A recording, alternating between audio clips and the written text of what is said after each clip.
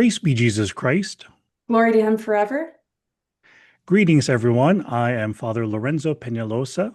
I am a doctoral candidate in liturgical studies here at the Catholic University of America, and I serve as the president of the School of Theology and Religious Studies Students Association, or better known as STRESSA. And my name is Mariana Barrias, and I am earning my MA in Historical and Systematic Theology, also at the Catholic University of America. And I am Stressa Social Chair, Co-Chair, excuse me. And this is Studeamus. Studeamus. Studeamus is a theology podcast in which Mariana and I interview scholars and scholars in training. Studeamus is Latin for let us be eager, let us be excited. It's an attitude that we need to cultivate as students of theology. And so today we have a very special guest. We have Dr. Charles Camosy, who is Associate Professor of Moral Theology and Ethics at the School of Theology and Religious Studies here at the Catholic University of America. Dr. Camosy, welcome to Studiamus.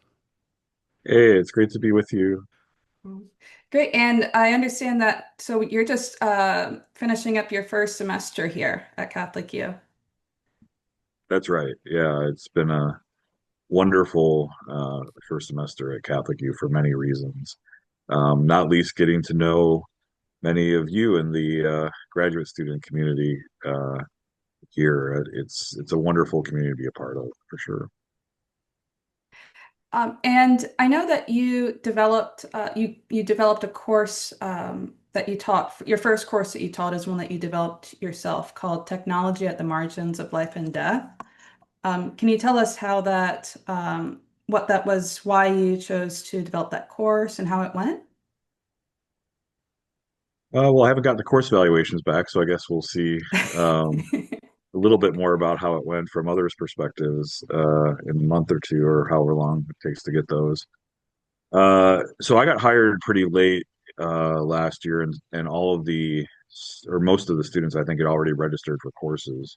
Mm. So other than the incoming freshmen, so they basically said, "Hey, let's try to get you a course. Why don't you come up with something that you're interested in, but also might be of interest to students?" And so I came up with a course, as you mentioned, called Technology at the Margins of Life and Death, and I thought it went extremely well, in part because students are disproportionately very interested in technology, and Catholic youth students are disproportionately interested, obviously, in Catholicism and theology and the church's understanding of these questions. So being able to dive deep into the sort of social tradition, Catholic, I've heard one of my colleagues recently said we can call Catholic social teaching Catholic technology teaching, maybe. Mm. That's a little bit dramatic, but I think there's something true in that. And so to be able to dive into Catholic social teaching and make direct parallels between Catholic social teachings development in the late 19th century and how we're going to be thinking, should be thinking about our current technological revolution, was just totally fascinating to see their perspectives and have them dive deep. We actually started by reading Brave New World too, which was kind of fun Oh, to see see a novel that's almost now 100 years old call so many things um, so directly in our current moment. They made that one of the things they didn't quite get right is the advent of smartphones. There was nothing mm. remotely like smartphones, but they definitely related soma, this drug that people took in the novel to kind of numb themselves to the rest of the world. They did connect that to kind of like how smartphones are functioning. Anyway, I'm starting to ramble now, but with contemporary biotechnology, AI, robots, thinking about technology at the end of life, there was just so much to dive into, and it was really, really fun. I think this is just a fascinating, I mean, I guess this is always a fascinating space to be in. But I think in particular, as our technology seems to accelerate the development, I think this is must be really fascinating to be on the cutting edge. Yeah. one of the things that, and my students are in some ways more on the cutting edge of technology than I am, obviously. But something they weren't aware of was just how dramatic the um, technological advances, if we want to call it inverted commas advances, uh, have been with regard to, reproduction, as opposed to Mhm. procreation. One of the key points in the course was for them to understand just how eugenic adjacent, if not straight up eugenic, these practices are. And with the companies like Orchid and Nucleus basically saying, you know, let's do pre-implantation genetic diagnosis of your embryos and try to not only get them to obviously not have disabilities, which would just be taken for granted, though that's problematic and worth talking about, but to talk about like enhancements like longevity, height, eye color, these sorts of things as being part of the scenario as well. Um, and then in a real kicker, the advent of in vitro gametogenesis, Mm. which we have now proof of concept for. I'm not sure we had proof of concept for it when I last talked to you about this, but which we now have proof of concept for, which was fun to even in fun, but also disturbing to talk about in class. There was some news; these things were making news was breaking as we were having the class this semester about some of these things. We can now take basically any cell, somatic cell, and turn it into a gamete. So you're say, you know, billions and billions of cells in the body can now be turned into sperm and ova, and that creates just very dramatic, and I think fair to say horrific options. I mean, we can Mm. now, you could be both the biological mother and the biological father of your own child if one of your cells was turned into a ovum and another was turned into a sperm. And that's gross and awful and terrible. But even more maybe dramatic is the fact that right now we can, for IVF, we can basically get, you know, 10, maybe 13, 14, 15 eggs at a time. But now we can get an unlimited number, and Mm. we can create and we will create, I think, fortunately, thousands of embryos. Not dozens, and per cycle. And who knows what that even means, right? If we have thousands and thousands of embryos per cycle, I mean, we already have over 1 million embryos in frozen prison essentially in the United States alone. We're on the ready, we're on the precipice of something quite new and quite even more disturbing than we're doing now. So anyway, um, that was an eye-opening thing for them. They didn't even, and these are pretty Catholic. Well, I think maybe people wanted to take me for this class, disproportionately Catholic, disproportionately serious about these questions. They were not aware of them, and so it was important, I think, that we talked about what's coming next. Mhm. Now, methodologically, it seems that your academic journey is defined by a desire to tackle the toughest ethical questions, including this one, drawing from both philosophy and theology. I guess, Dr. Camosy, in your own thinking, what's the relationship between these approaches, like philosophical and theological? And are there any limits to these disciplines in isolation?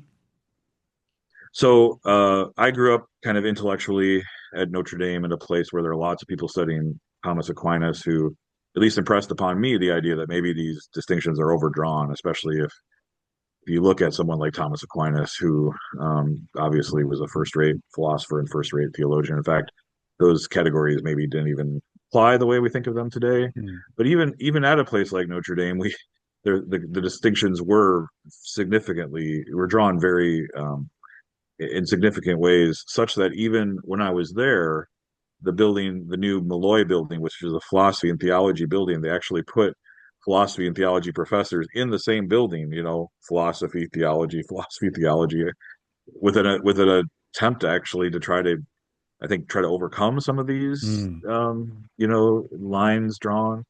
It didn't actually work as well as we would have hoped. Um, I was a philosophy major, starting out as an undergrad. I wouldn't trade that experience for anything in the world. I love, especially analytic philosophy. I think it really sharpens the mind and helps us think carefully and systematically about topics. And actually, if it's done right, it promotes the kind of intellectual solidarity with our opponents that I think we need to begin Mm. with if we're serious academics. Coming back to Thomas again and the scholastics, starting with the best arguments against your position is just a wonderful methodology, especially if you're focused on the best arguments, not steel manning them, right? Not straw manning them. And so I just grew up in that milieu. I did come to the conclusion though that reason alone isn't going to get us where we need to be. Mm. Uh, I still believe very strongly in a natural law approach for certain things. But for instance, if we're going to get to the basis of the foundational principle of Catholic social teaching, the foundational principle of ethics itself, perhaps the dignity of the human person, this doesn't seem to be something that's just available to most people, at least in my view. The foundation for the dignity of the human person is, in fact, a theological claim, right? Mm. The being made in the image and likeness of God and having our natures bear the image and likeness of God in exactly the same way, regardless of our age, level of dependency, uh, sex, social class, whatever. Mhm. And so I actually uh, wrote a book called Losing Our Dignity: How Secularized Medicine is Undermining Fundamental Human Equality, which essentially made that argument as medicine, especially as secularized, we lost the basis for fundamental human equality, and that's played out in all sorts of very disturbing ways. Well, I think building off of that point, I know that you wrote, can you tell us about the book you wrote for educating nurses? And I understand that that's something that you're very passionate about and are interested in working with the CUA's nursing school. Yeah, among the many things that drew me to CUA as a place to land was the nursing school, and knowing that we had a nursing school that is so deeply committed to the tradition, so deeply committed to a sense that healthcare is historically a Catholic practice, though at least Mhm. healthcare as we've understood it in the West, a Catholic practice, nursing even more so. Uh,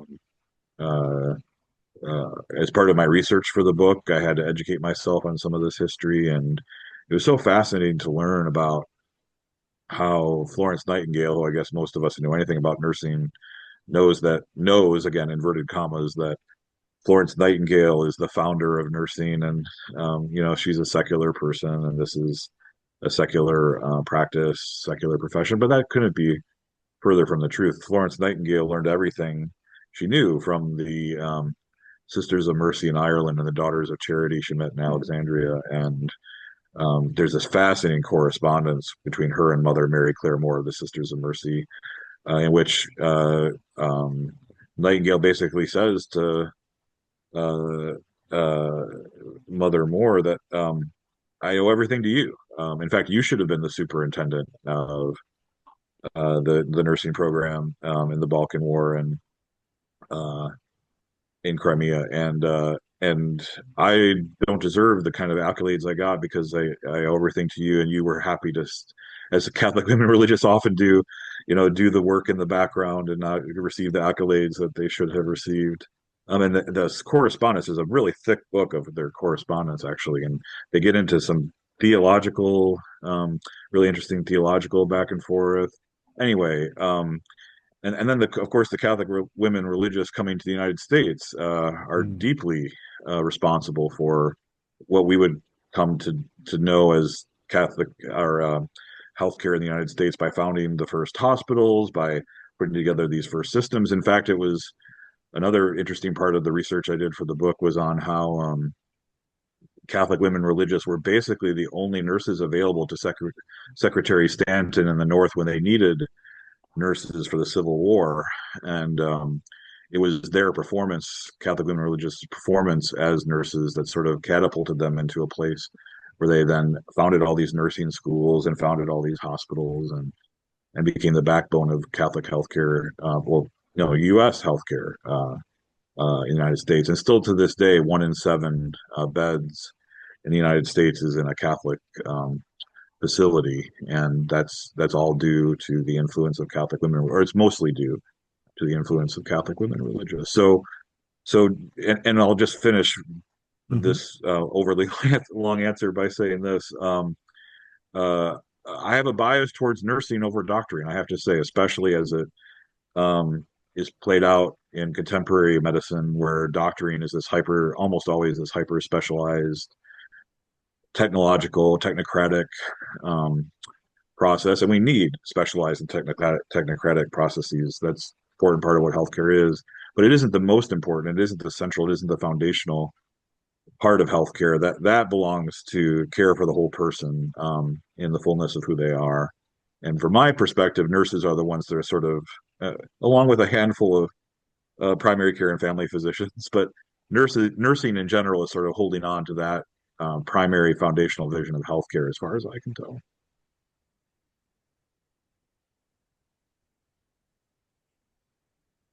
And I know I understand that the one thing I did know about the connection between Catholicism and nursing was the hats that we associate with nursing. It comes from it's a derivative of the habit. Totally, that's exactly right. Yeah, Mhm. yeah.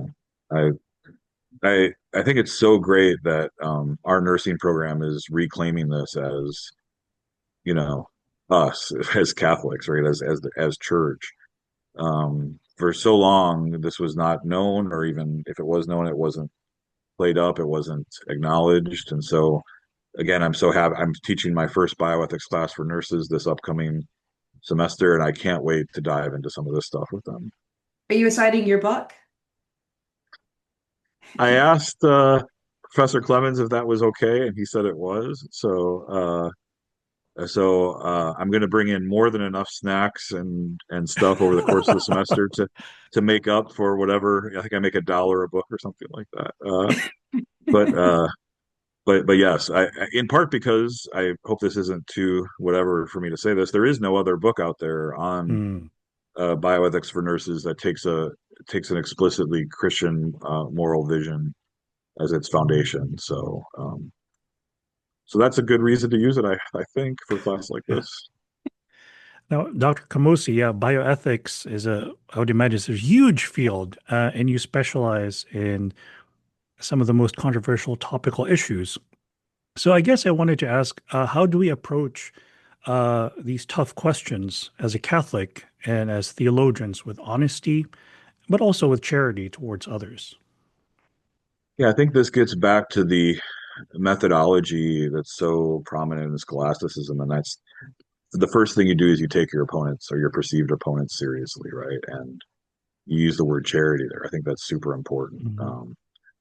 Uh, some of well, you and others listening may know that I've done some significant work on the philosopher Peter Singer, Mm. who I first came to know as someone who just had abhorrent views, and he still has abhorrent views. He still has those, but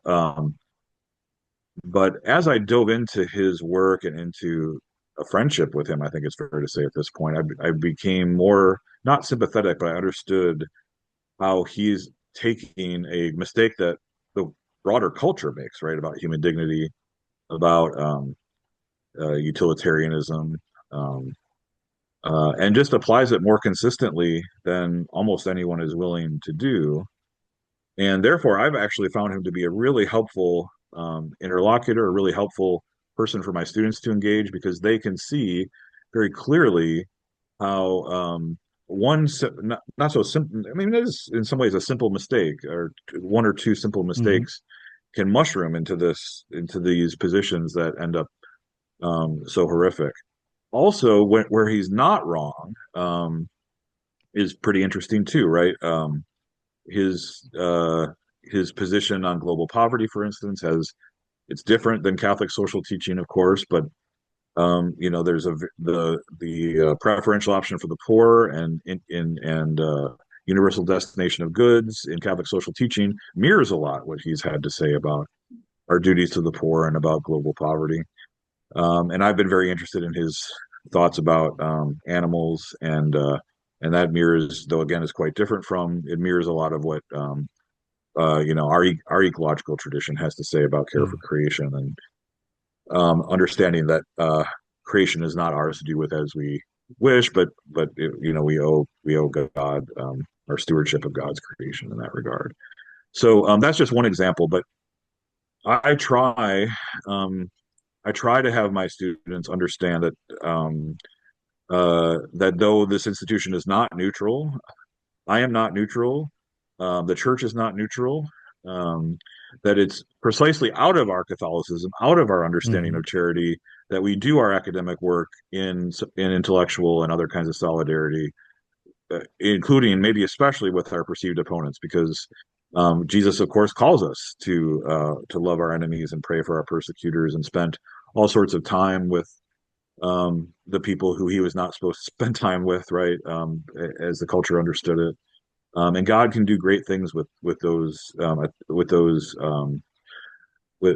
attempts to follow Christ's example, I think. And you also have a phrase that you use that you encourage your students to aim for, which is intellectual solidarity. Can you just tell us more about what that means? Yeah, I think it's something akin to what I try to do with Peter Singer, or at least eventually. I didn't get there right away, but it's an attempt to sort of put yourself in the position of your interlocutor, of your Mhm. perceived opponent, and to put yourself in solidarity with their perspective so that you can see more where they're coming from. So much of what passes for public discourse, and I think it's fair to say even academic discourse, does the opposite of this. It defines ourselves by opposition to the other, right? Rather than in solidarity with the other. And I think if we can, and of course Christians are called to define ourselves in whatever the opposite of opposite is, in opposition to each other. That's what we're called Mm. to do. And and so we can call it intellectual solidarity, we can call it something else, but I think we need to resist with all our might this idea that I'm putting myself in this box, there's this other person or group in that other box, and I'm defining myself by opposition to them. We need to draw differences and distinctions when appropriate. That's very significant. Um, but instead of just defining ourselves by opposition to the other, we need to do a better job of defining ourselves in solidarity and charity to the other. I also related to that. I mean, I think a lot of what to me makes you stand out is how willing you are to go into public spaces and going into all these areas and sharing all the research you've done and these ideas and areas that might not be, initially, you know, receptive to them. I think that's a very important skill set to have. And I know that related to that, I know you are leading different conversations beyond the university on transhumanism and ethics. Can you tell us how you think technology is changing how we see ourselves? And tell us about these conversations you're having beyond the university. Yeah, so I've had a relationship with USC's Institute for Advanced Catholic Studies for a few years now. They invited me to speak virtually on something they did during the pandemic, and the relationship has grown since then. And they do something called this Generations in Dialogue program, where they try to get a senior scholar, which I you know, I guess I have to admit I am now. Every morning I look at the gray in my beard. I guess I'm forced to admit this, but uh, they said, hey, well, we want a senior scholar to help this Generations in Dialogue group work with younger scholars um, to think about what they're working on, to help develop it, and especially to help promote it. As you said, like in more public and extra Catholic context, extra theological context.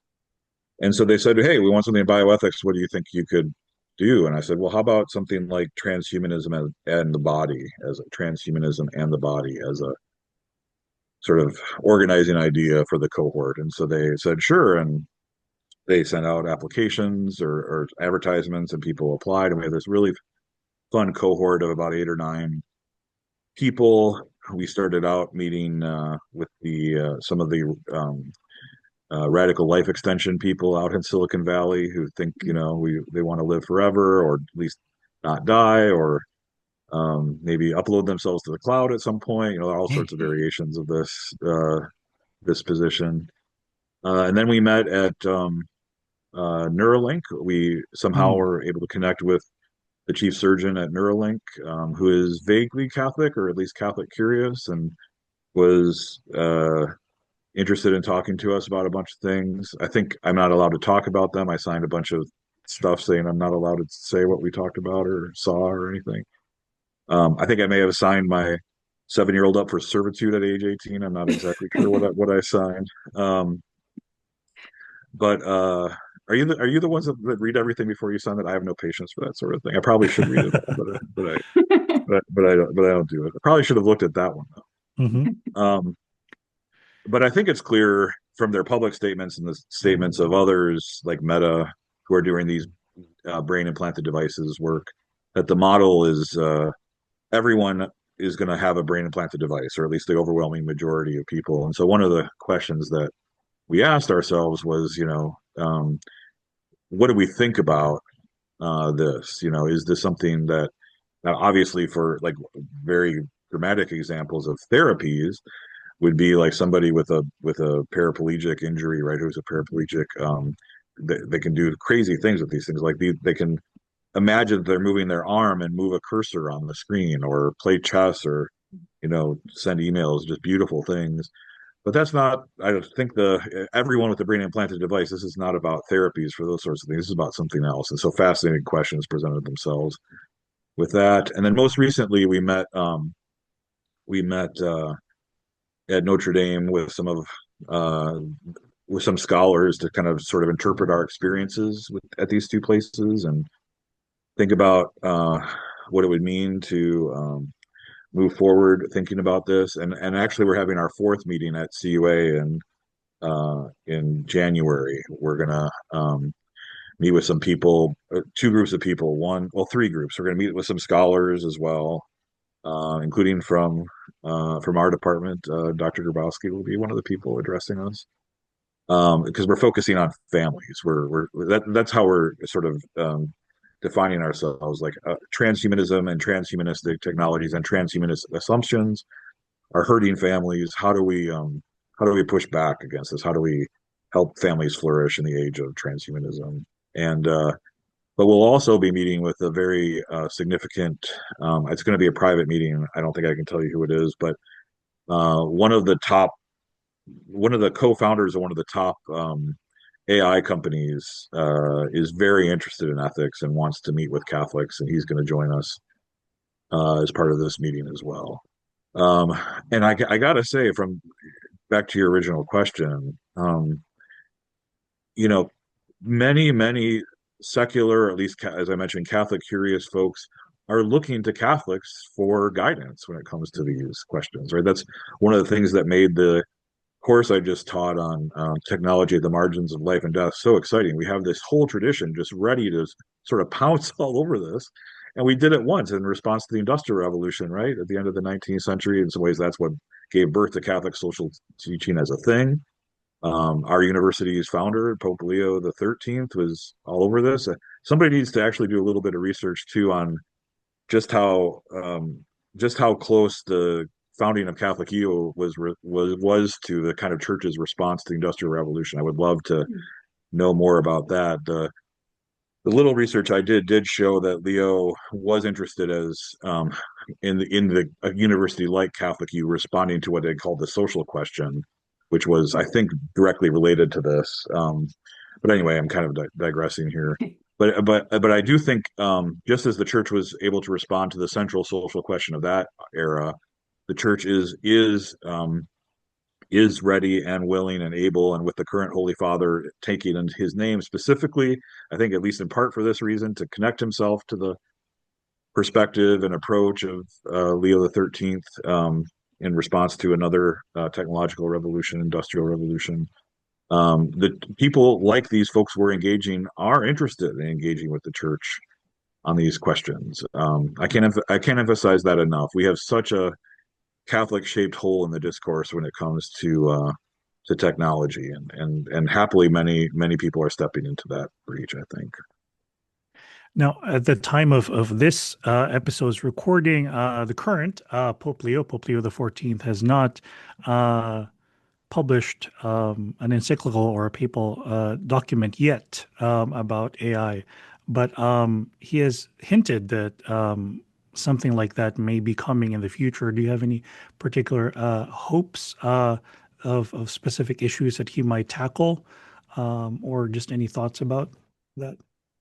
Yeah, yeah. No, in fact, those of us in my world are trying to, I don't know if we're actually putting actual wagers down, but we're certainly at this point wondering like who's going to ghostwrite what parts of it, and like Mm, because this is a U.S. American, right? Or at least for most of his life, hmm much of his life was a U.S. American.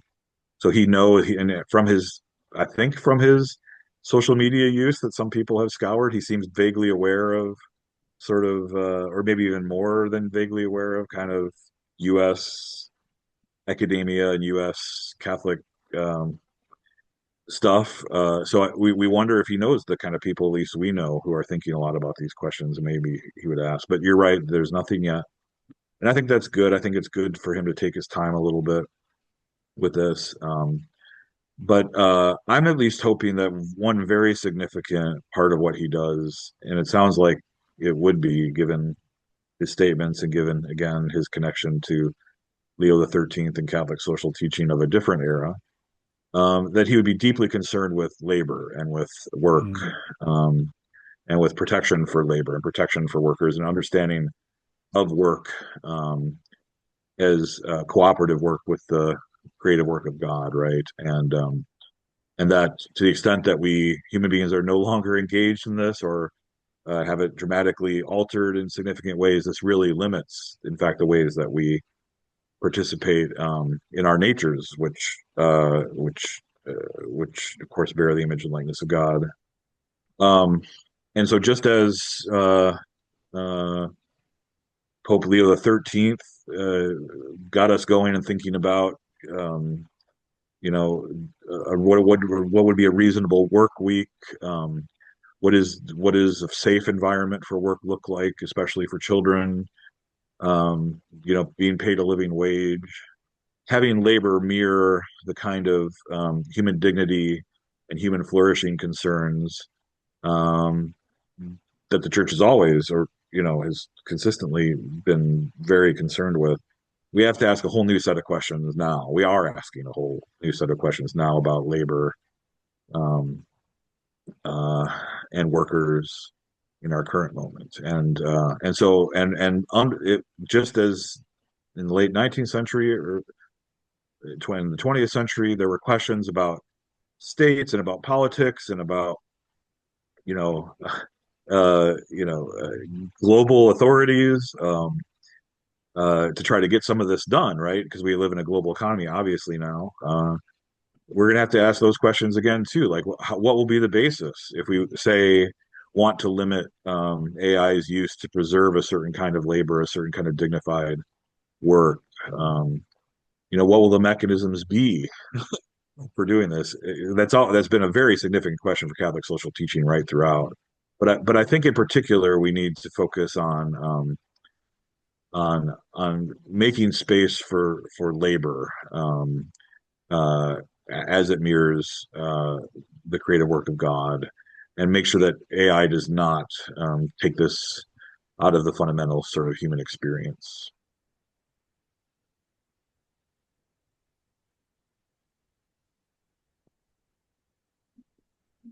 And as we wrap up the podcast, do you have any thoughts about advice you might share for students who are perhaps interested in your field, or just thoughts for graduate theology students generally?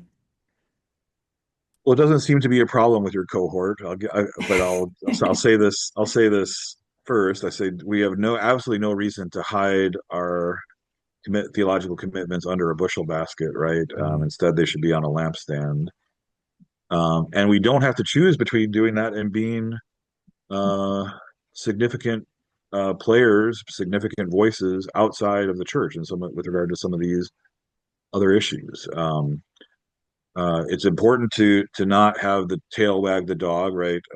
Being effective in the public sphere should never be the primary goal, especially if it makes you sort of punt or risk a kind of idolatry when it comes to that such that the gospel is no longer the gospel. I've been pretty intentional about doing that. And there was this one moment actually where Peter Singer invited me to come down to Melbourne, where he lives, to debate him. He was at Princeton before he retired. He was at Princeton half the year and in Melbourne the other part of the year, and following the sun. But I gave him my bio for the intro, and he said, "Are you sure you want to be introduced as a theologian? We could just say you're a philosopher." And I said, "No, I'm a theologian. I don't care what what the audience has to think about that. I'm going to debate you as a theologian, and it'll be fine." But so anyway, faithfulness on a lampstand. We're Catholic. We're theological, explicitly, proudly, maybe even aggressively theological, but in a way that again incorporates a lot of what we just talked about in the first part of the podcast, right? A kind of openness, a charity, a willingness to be in solidarity. Again, coming straight out of these sets of commitments, and at least my experience is that kind of theological boldness can really pay off. It can really be salt and light in a world that desperately needs it. It can create strange bedfellows. It can strange friendships, and ultimately, it's putting yourself at the service of God, right? And letting God do what God will do with all of this. And I've been consistently surprised by that throughout my career. But I'm very glad that God has brought me to CUA, and looking forward to seeing what else God will bring about from all of this.